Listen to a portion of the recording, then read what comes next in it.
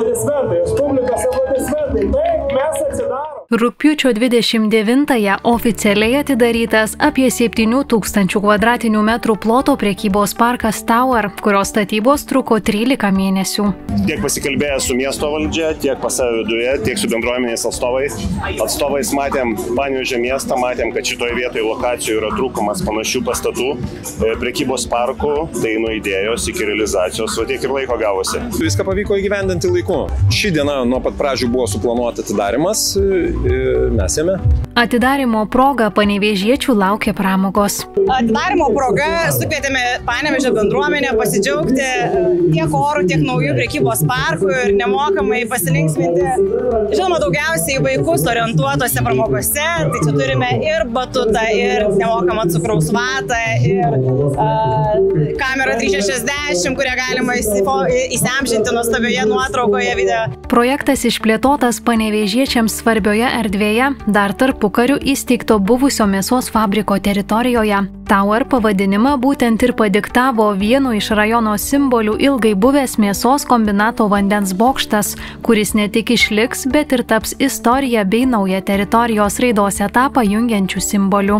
Visų pirma, ilgai daug metų apleista teritorija pagaliau yra sutvarkyta, tai turbūt yra visų pirma didžiulis džiaugsmas ir dovana miestui ir mums kaip vystytojų galimybė prisidėti prie tokio didžiulio pokyčio. Tower suprojektuotas Europoje populiariu prekybos parko principu, kai visos parduotuvės turi atskirus įėjimus iš lauko. Prekybos parke įrengta 244 vietų apželdinta automobilio aikštelė su 6 greitojo elektromobilių įkrovimo taškais. Mes dėl ko vadiname aplamai Towerį prekybos parkų, ne prekybos centru, nes tai yra ne mūsų sugalvotas pavadinimas, tai yra Europoje labai dažnai naudojama savoka.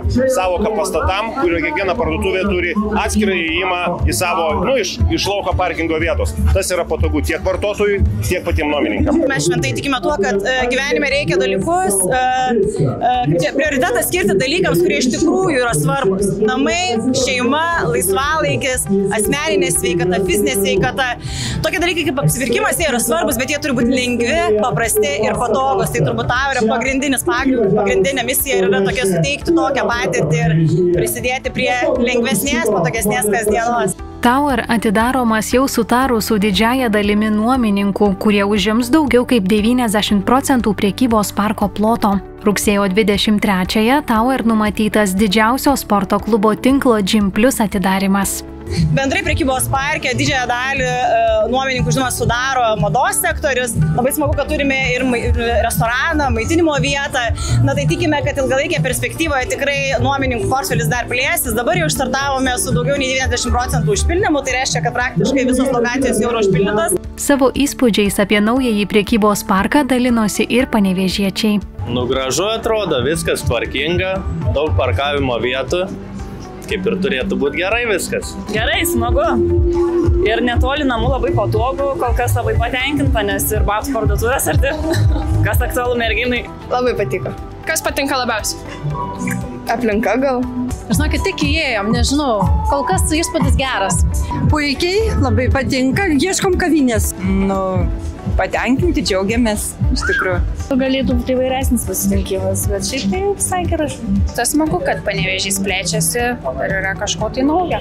Į Panevėžio bendruomenę įsiliejantis Tower prisijungia ir prie tradicinio Aukštaitijos sostinės gimtadienio. Generaliniu Panevėžio 522 gimtadienio rėmėjų tapęs prekybos parkas Senvagės saloje įkurs erdvę Tower sala, kurioje bus galima apsilankyti rugsėjo 6-ąją nuo 12:30 iki 16 valandos.